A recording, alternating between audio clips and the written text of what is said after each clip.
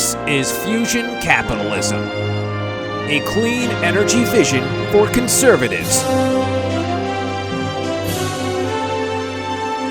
Brought to you by industry leader and company CEO, Steve Malink. Here's Steve.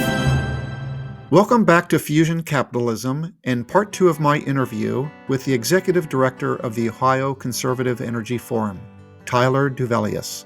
So, on a personal level, I have traditionally been more conservative than progressive on most issues. And like you, I'm a person of faith. I'm also an engineer. And so when I read about the science of climate change, supported by the vast consensus of climate scientists, I struggle, to be honest, with how Republicans don't embrace this as fact and truth in the same way they would for something like cancer, that, cancer is real and it's caused by smoking, or at least lung cancer is. Help me understand your thinking on why it's okay to dismiss the science of climate change. I really think it's important to remember it's not that long ago. In the 2008 election, John McCain, his first general election ad talked about clean energy and climate change. That's coming from a Republican. And I think what we've seen in our country, unfortunately, is this great divide on all issues. And look, we're in the middle of this COVID-19 pandemic, and we're even seeing things as simple as whether or not you should wear a mask become political. As an American, that just tears at my heartstrings, right? There should be some things that we believe, but I think both parties have kind of gone into their silos and sought to politicize every issue, which is unfortunate.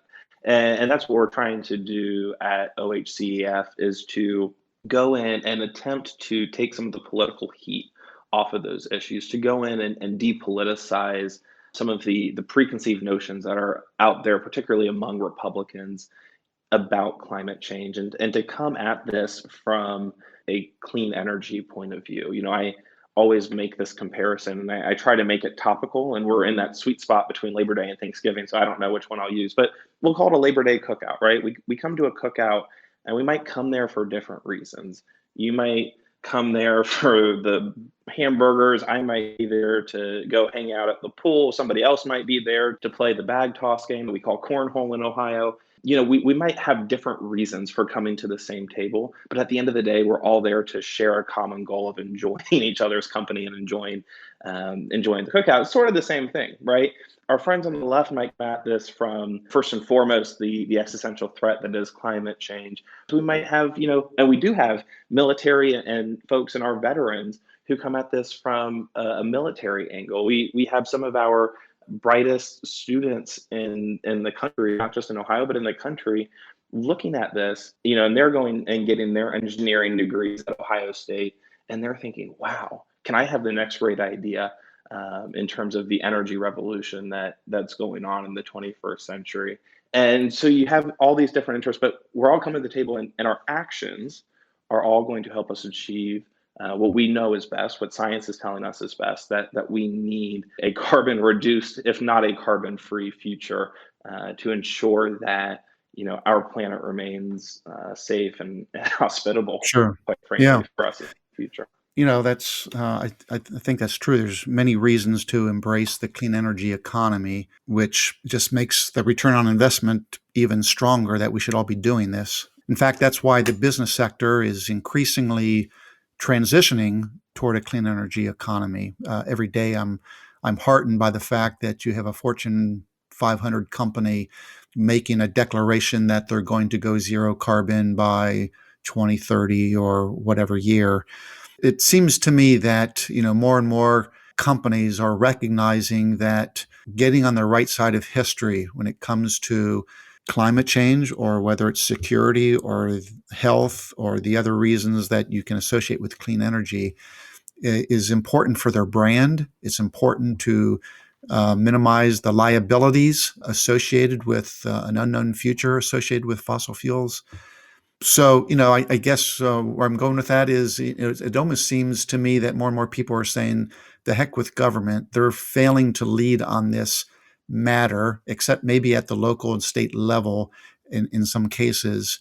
The biggest opportunity is really with the business sector. Therefore, let's put our efforts in educating that side of our society. Yeah, I mean, that's extremely valid.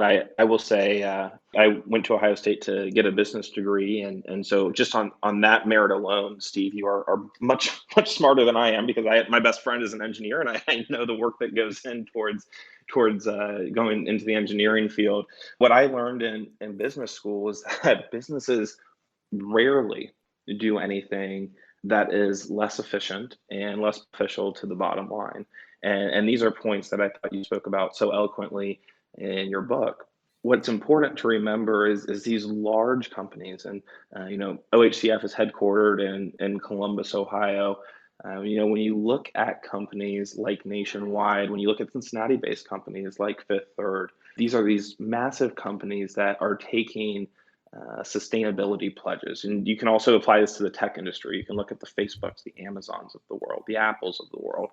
And yes, they are trying to be good corporate citizens and good citizens of the world. And it makes for a very catchy commercial to include a wind turbine and talk about how we're going to be 100% carbon free at Amazon by the year whatever 2030. But at the end of the day, they have shareholders that they are beholden to. They're not going to do anything that dramatically affects their profit. So I think you're right that what we're seeing now among the business community is a recognition that measures like energy demand reduction, even going the way of having on-site renewable generation like Whirlpool, their plant near Findlay, that they're starting to recognize that there is a massive benefit, both financially and from a corporate citizenship perspective, businesses to lead on this. And you're right, one or two CEOs can't change, can't make the dent that we need them to in terms of reducing carbon emissions and reduce the threat of climate change. But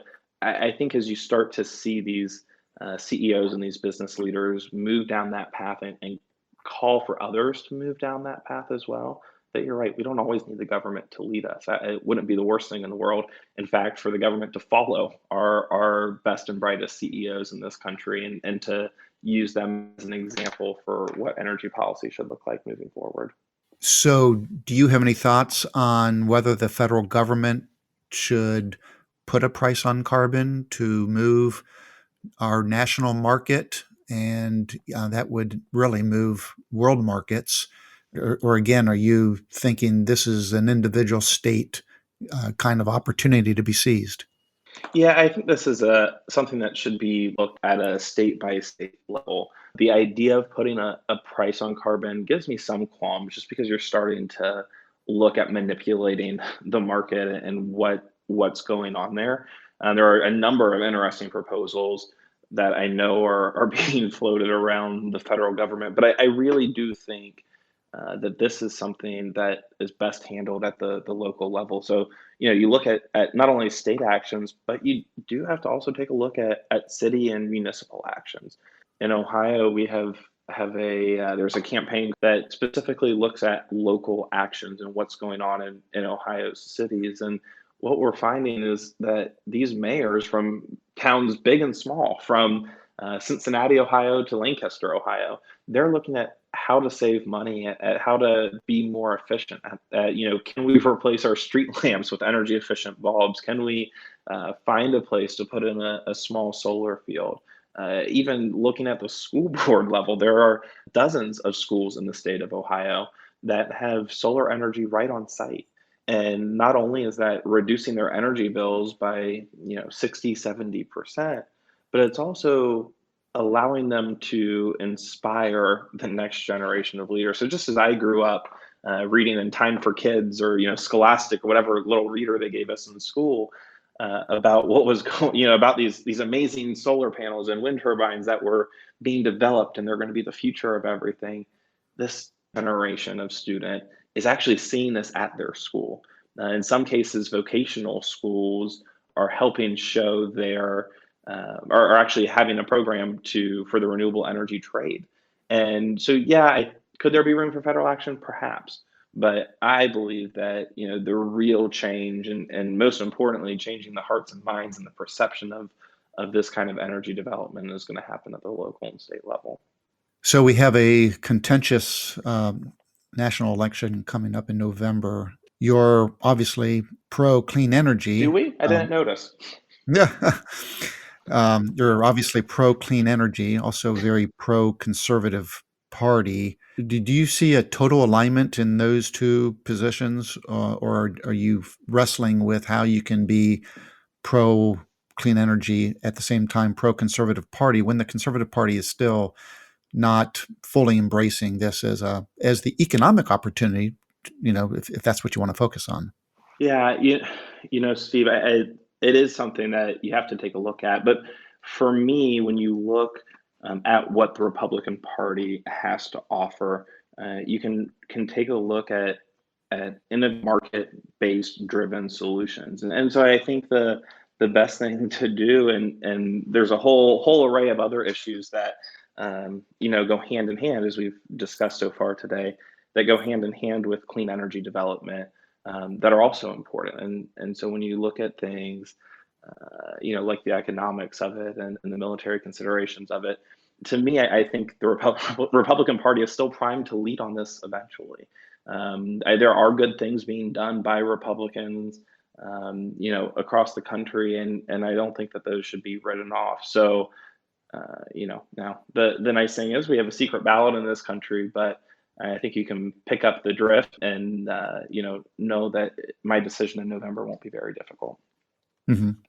So, short of achieving your goals of moving states toward embracing clean energy policies, do you have any recommendations for the average person? Is there things that they can do, or is this purely a state government opportunity to be seized?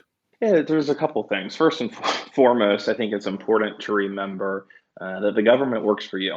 That is one of my favorite things about being an American. In this country, we have the right, and I would even say the obligation, to let our elected officials know what we want and what we're, quite frankly, demanding from them. And so, if this is something that's important to you, write to your legislator, call your legislator, go to an event and ask them a question. What are they doing to help move us toward a cleaner, more sustainable future?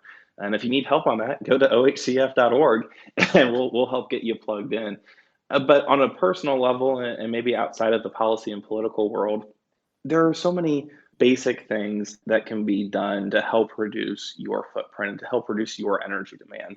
Whether it is just changing your light bulbs with a more efficient, whether it's having your home and windows sealed and re-insulated to prevent losing the cool air in the summer or the warm air in the winter to the outdoor temperatures, that's always a good thing. Whether it's taking a look at this electric vehicle revolution that we have going on in this country right now, which is so exciting. Actually, just yesterday at the Ohio State House was the Endurance pickup truck, which is being developed in Lordstown, Ohio. It's an all-electric pickup truck that costs roughly the same as a Chevy Silverado.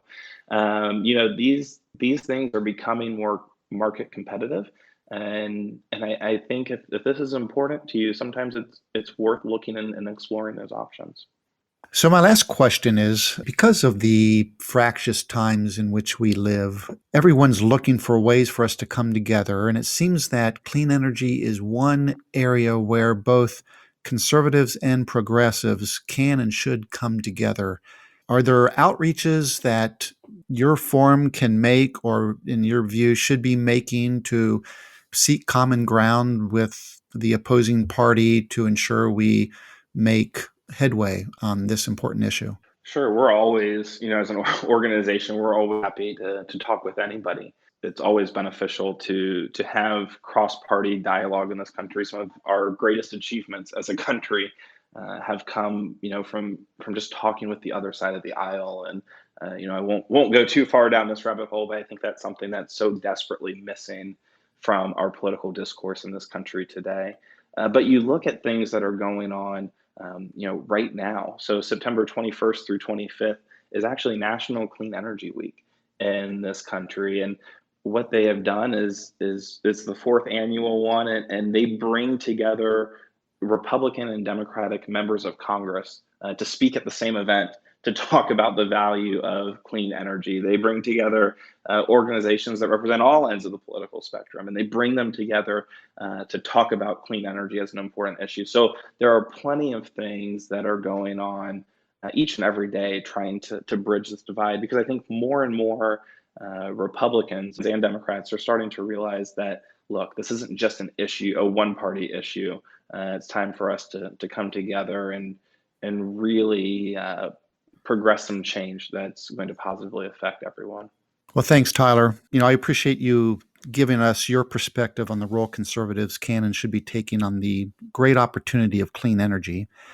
His name is Tyler Duvelius. He is the executive director of Ohio Conservative Energy Forum. It's a group dedicated to promoting the benefits of a clean energy economy. Thanks for having me, Steve. I appreciate you thinking of me. Thanks for listening to Fusion Capitalism. To find out more about Steve Malink and his book, go to fusioncapitalism.com. This has been a production of Forbes Books Radio.